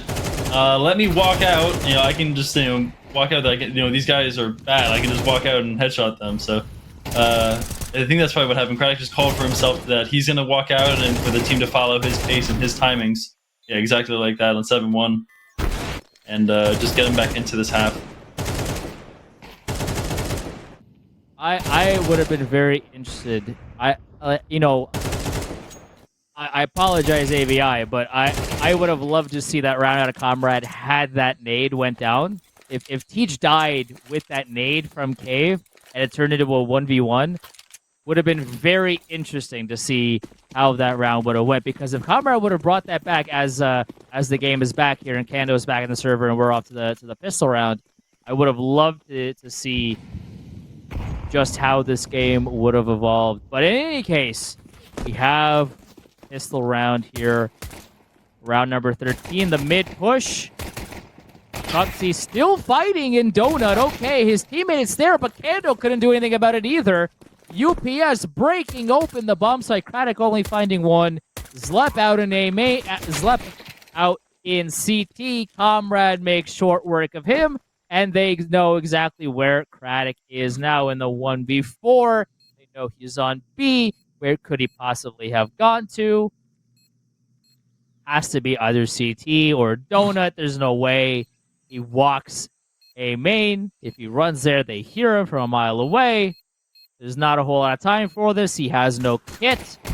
He's going for exits at this point, and Katomi and his teammate are already flanking him at this point. That's how long it took for him to get onto the bomb site. UPS now with the all-important T-side pistol win. They are 5 rounds away from lifting that trophy. I actually don't hate what Tuxie did there in terms of overpeaking, because his main job was to try to bait for Kando. But I think Kando jumped the gun a little bit too early by trying to shoot at a jumping player before he was even spotted. Yeah, I don't know. I think Tuxie probably should. I mean, he want in that setup. You want to take contact like that, but he probably should have. After those first few shots, he had multiple opportunities to fall off and get like a longer angle. You know what I mean? If he would have fallen back to like the wooden sign and held deeper into Donut, still like holding Kando's cross, still getting contact, but not able to get insta headshot, just run down like that. Yeah. Yeah, well, pistols went about as well as you'd expected out of AVI. Copypastas just cleaned that up, and they got some ADR for their troubles. Very nice takeaway from that round. Now here we go. This is essentially the game. Tej with an MP9 after a full save has an MP9 to his name. Zlep, not a whole lot of util. One smoke from Tuxie. Everybody has just a smoke grenade and not a whole lot else here. They do have their rifles and all that they want. But Craddock, though, taking liberties, finds one, sees 4 more. The T's plan is up, but Kando, belabored spray does a lot of damage, does find Comrade on the reswing. And he gets Katomi on a 3 HP. Jung is low. Did only player with 100 HP, but Katomi going down as well. Massive round for the Owls. It's not over yet. A 4v2. Jung. Jiggling main. Sees one Cubby and Kando. Oh, baby, what a swing. Takes Jung's head clean off here. And Dit in the 1v4. He's sprinting through T-spawn. Did anybody hear it? The answer is no. But with 30 seconds to go, he has the bomb, but I guess the only play is to go through a main, but even then, there's not a whole lot of time. There's one in Donut to deny the plant if it gets there. Kando just waiting. Now he spots out Dit, who tried to run him down. Kando not giving it to him at all. He's just toying with his food at this point. Tej knocks him down to minimal HP, and Kando will finish the job. The Owls win a critical 6th round as they keep their season alive. Yeah, I'm in disbelief from what Craddock did that round. Because he kind of just tried 1v5 being out lane, still got one, but there was like no backup there, no flash for him or anything, no util. That was very risky. That could have honestly ended the game. Kando Molly, you know, Kando, if you're gonna throw a Molly, I would recommend. Now, I'm a Chally player, not a prep player, so what do I know? But maybe don't throw a Molly at your teammate's head. That's neither here nor there though. The mid util coming out, Kando through the smoke will eliminate it and send him 6 feet under. Comrade tries to see if he can get a trade, but the smoke is still there to impede any potential swing there. Dark Potato just holding T-doors, seeing if anybody wants to get aggressive. Nothing doing until Craddock comes in and takes his head clean off, and he smokes off T-stairs. Craddock putting up some massive numbers for his team in the time they so desperately need. A couple of trades going each way, but the Owls still hold a man advantage. 3v2 now, 50 seconds on the clock. Zlep finds Katomi, spots the second Kai. Okay, well, Zlep has to reload 20 bullets. Smoke coming out into red. I believe it's a bad smoke, but Kando is there to clean up the loose change. Clean up on aisle 6. Kando will take care of that. The Owls have 7. I believe the Copypastas now have to save. Yeah, when actually seeing Craddock swing at a cave like that, it's like opening up these like recessed memories of AVI 13-2ing us on Ancient in this season, and Craddock dropped 20, I think it was like 20-2 or 20-3 on CT Have against us. So definitely getting some Vietnam flashbacks watching this game. He is not gonna stop swinging at a cave until they punish him. Speaking of which, John gave a taste of his own medicine. Somebody clip that. Listen, somebody's gotta chat. Someone please clip that and send it over to us, please. And thank you. A 3v3. All of a sudden, this is getting real spicy now. Comrade picks up the op from Tej in the 3v3 retake. Okay, one tap from Kando. Does take out Dark Potato. He needed 30 bullets, but you know what? One of them landed in his head, and that's a one tap in my books.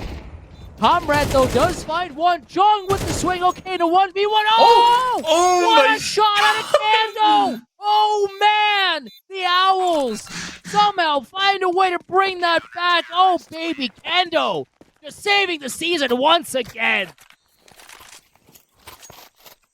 Yeah, that was literally season saving, but that damage from UPS is gonna hurt if they win this round.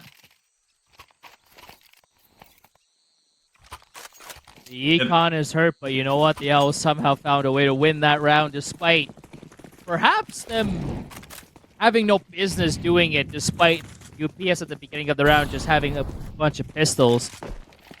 They made it real spicy, real quick. Tej on the cave swing, made it, just misses the shot as UPS takes window control. Kando on the off angle, holding the push into Donut, but that's been smoked off. Katomi now swinging, but Kando on a little bit of a gap in the smoke. Finds Jung. He's done for the round. 5v4 advantage now for AVI. Now they're regressing into cave. Kando still holding mid. Does he know that Katomi is there? The answer is no! Katomi finds the equalizer. And now all of a sudden the util coming out for the B bomb site. Braddock with his own smoke onto the side as well. Comrade well aware of Braddock's trick. Perhaps a little bit too ambitious for the AVI player, as it was a 4v4, now turned into a 4v3 advantage for UPS. Right now I'm getting a great screen, but we're back here. All right, UPS is playing on the bomb site. 4v3 retake. 3v4 retake, I should say, for the Owls. The swing out of Siege. Comrade meets him, meets Lep, and one more. Does he meet Tuxie? The answer is no. Okay, also finds it. Katomi is low. Katomi is low. Dark Potato, though, at 100 HP. Tuxie, not a single clue of where anybody is, and he is saving the A4 and lives to fight another day. UPS has 10. The utility usage coming out of UPS in that post plan was just insane.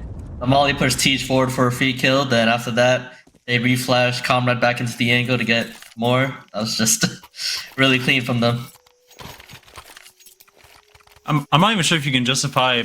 I think they might force, but it's going to be pretty sketchy. Yeah, only 3 rifles.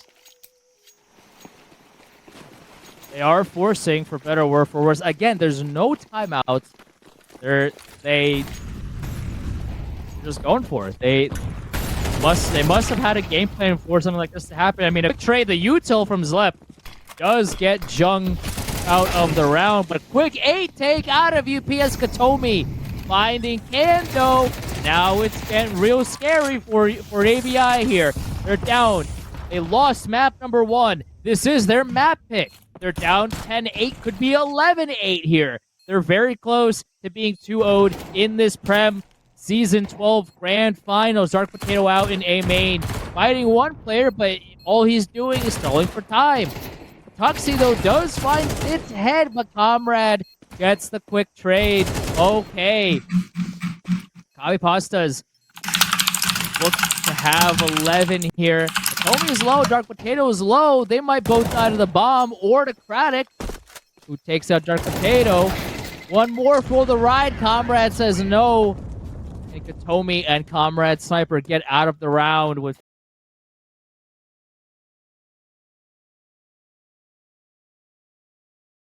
2 rounds away from hoisting this trophy.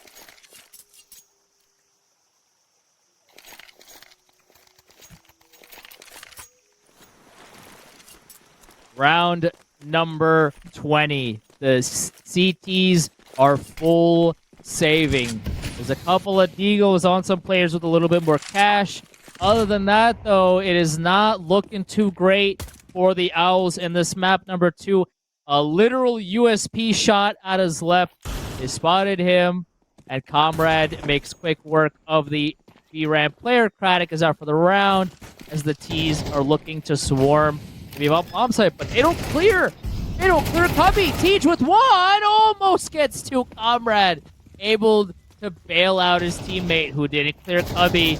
Maybe it's a tough play, but you know you gotta check your corners there. Kando, the only player left alive here, 5-7, and the Dream 100 HP, soon to be 0 though. Katomi shoots him directly in the skull, and UPS 1 round away from 2-0ing AVI and lifting the Season 12 Premier Trophy.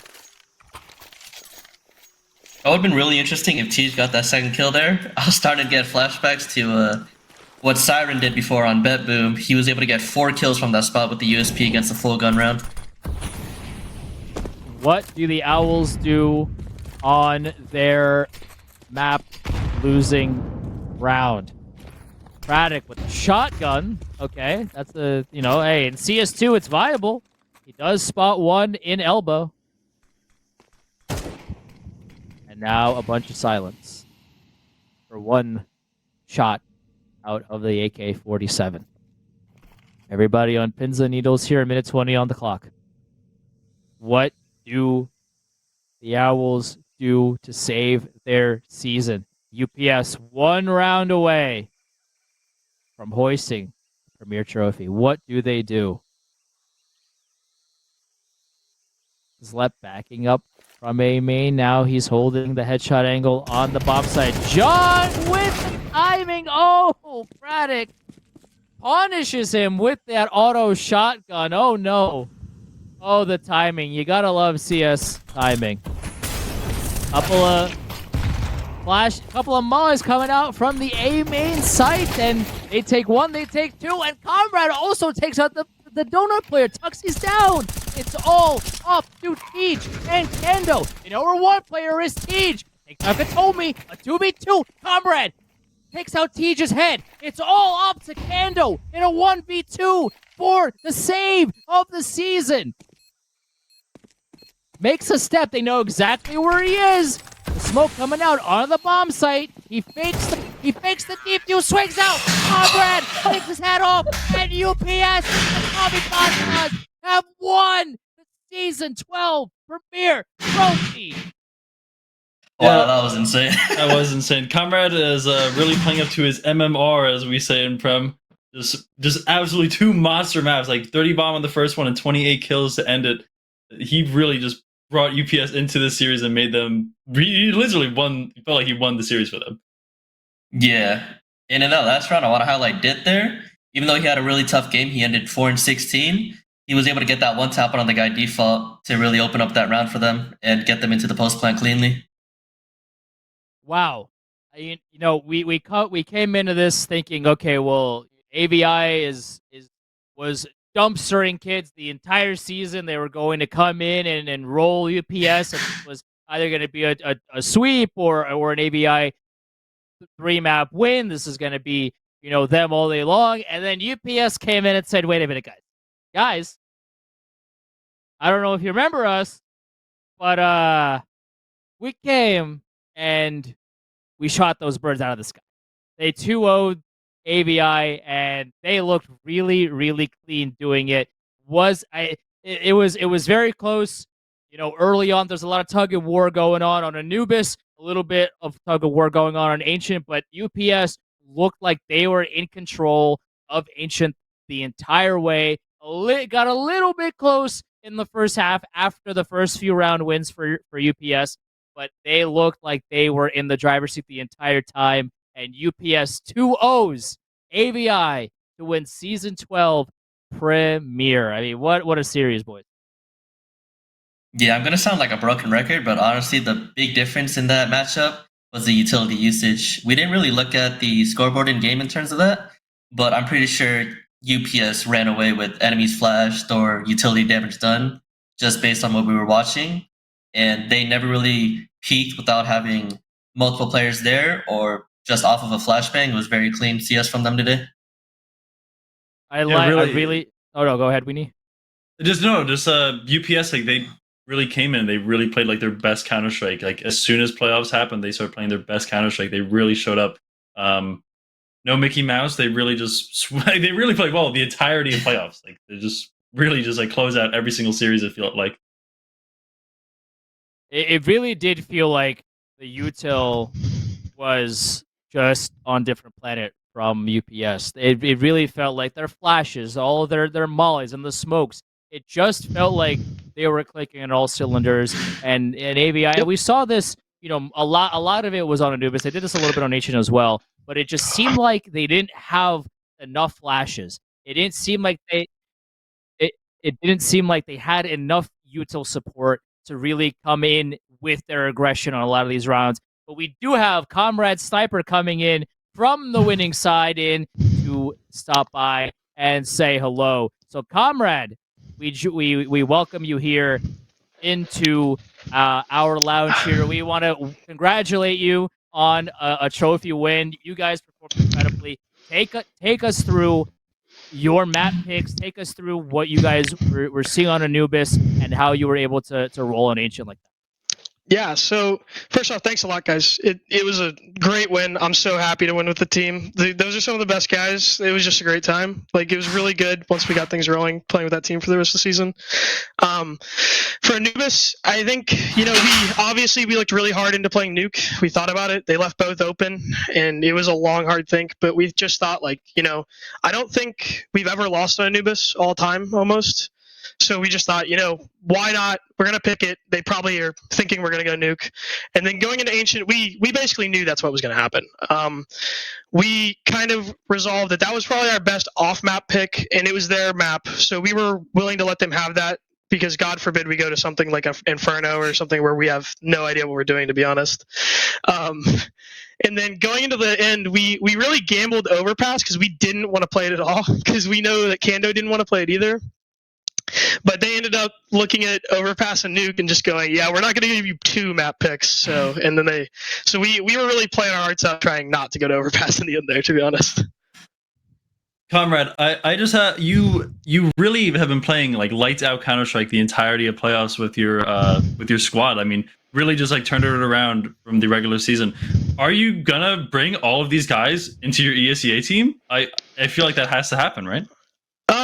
So what I will say is I don't think Dark has the time or the really want. To be honest, Ditz made some strides, so he might be on the call up. He's at least going to be given the sub spot for this season. That's definitely going to have to happen, I think.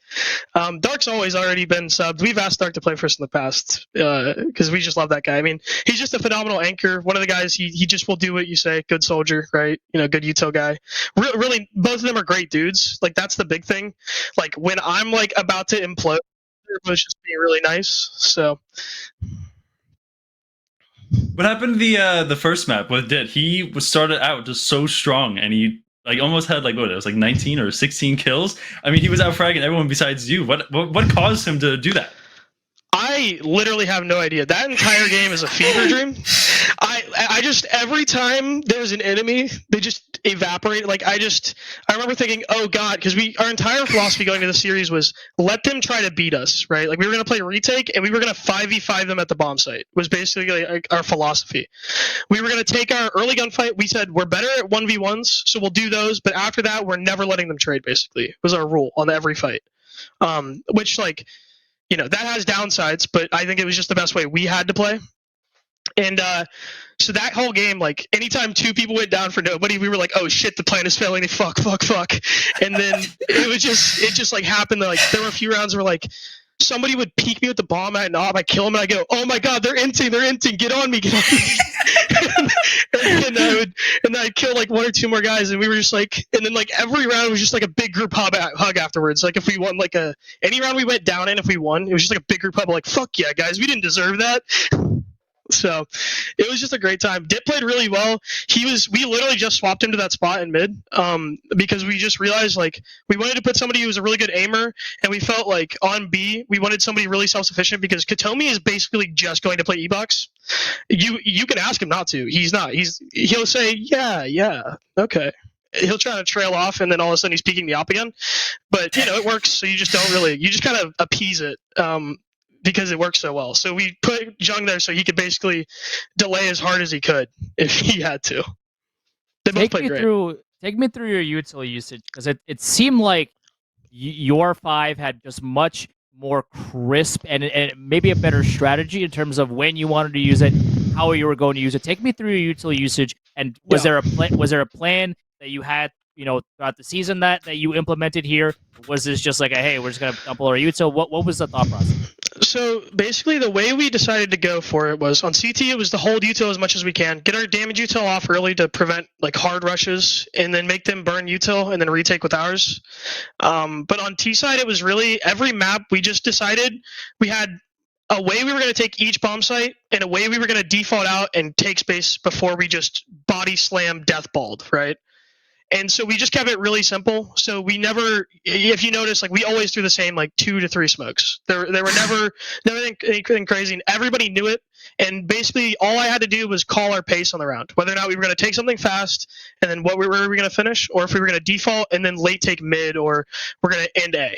So we just kept it really simple and just trusted our aim to get us to where we wanted in rounds. And then that allowed us to really adapt to, like, when they started taking Jag, we just delayed more because we realized they were burning so much util that we could retake Jag or go back in there or retake mid with our util, because we had basically conditioned them to do it with like the 1 smoke we'd been throwing per round. And that really only came into phase probably in the last 2 weeks right before playoffs. Me and Dit took a really long session where like I just like we put a lot of scenarios of like, when we're here we do this, you know, and then we talked a lot about like just only doing defaults and pacing.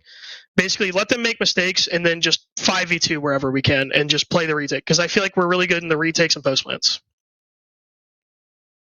All right, I mean, comrade, listen again. Congratulations on the title win. You guys absolutely crushed it. 2-0 here.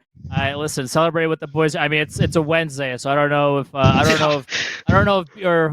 if beverages will be consumed, but congrats. You know, I might indulge. Who knows?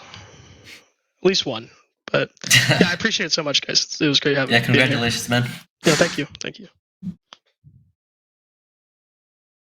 Oh man, I mean, like it did seem off the rip that UPS was just cleaner on not just their util but also just their protocols of, okay, if this happens then we do this, and if we go down here then we do that. You know, it just seemed like they always had a plan and they were never panicking. They were never floundering or flustering of, okay, now what do we do? I don't know. You do something. I don't know. You do something. There was never any of that. It always seemed like they had a backup plan, and they were never out of a round. They were always cool, calm, and collected, and you could tell that by just how they played. Yeah, like using an example from that, like what I mentioned before, we saw on Anubis, their execute was literally stopped. So then they literally had to cancel it. But then they knew exactly what to do after that. They paused, they waited for the rotations to go back, and then they just executed again, knowing that knowing that AVI already used all of their mollies and their nades and stuff that would have stopped their execute. I know the chat is screaming for Dit. I don't know if we are going to get him. Maybe the man in the sky can tell us in our ears if we are able to get him. But yeah, like, you know, we talked about throughout the series of, hey, AVI during the season was steamrolling. Can they do it again? And they didn't do that.